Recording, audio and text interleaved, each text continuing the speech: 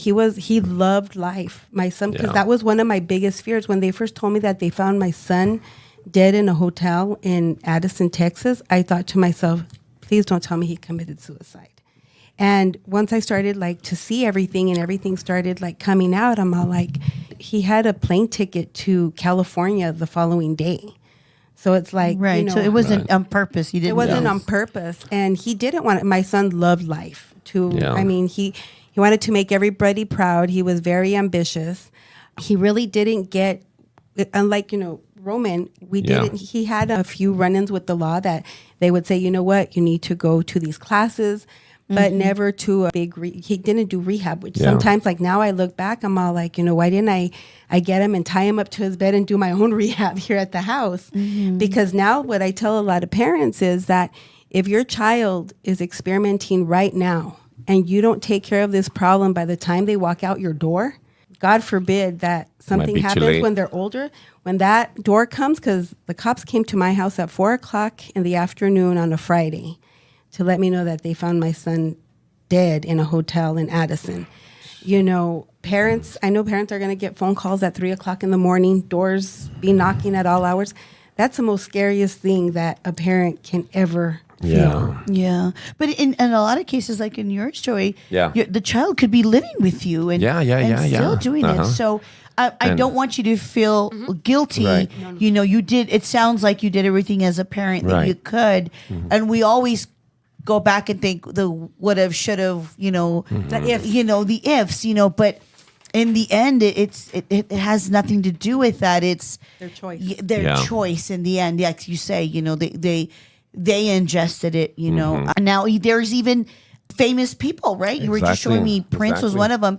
So it's not just, you know, your common folk. It's also movie stars, you know, famous people. That guy from that Pawn Stars, and Rick, he just lost his son Adam. Really? Also to fentanyl. Wow. Jalen Ferguson, a football player. So, like you were saying, it doesn't discriminate just because you're from the barrio or, you know, because you're poor. No. It, all, you know, types of walks social, of life. Yeah. Right.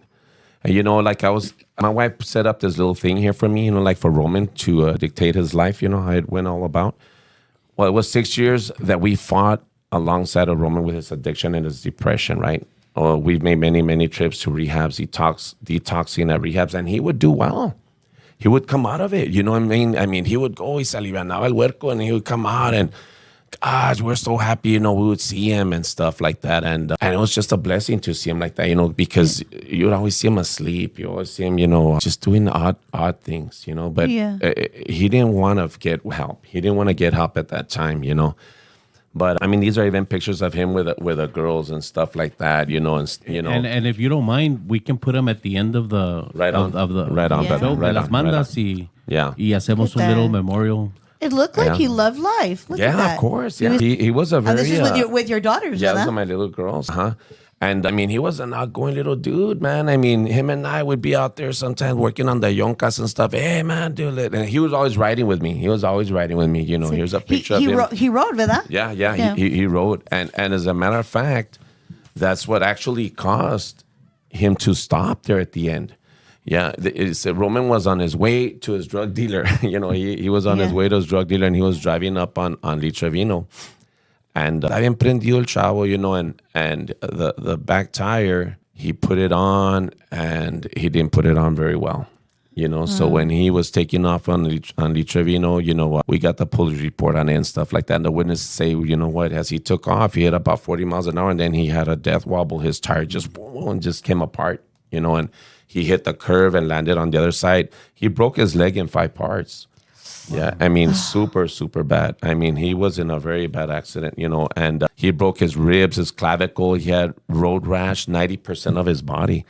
And the only thing that saved him seriously was God and his helmet. He always wore a helmet. Yo siempre le decía al huerquillo, mijo, hijo Jesús, wear a helmet, mijo.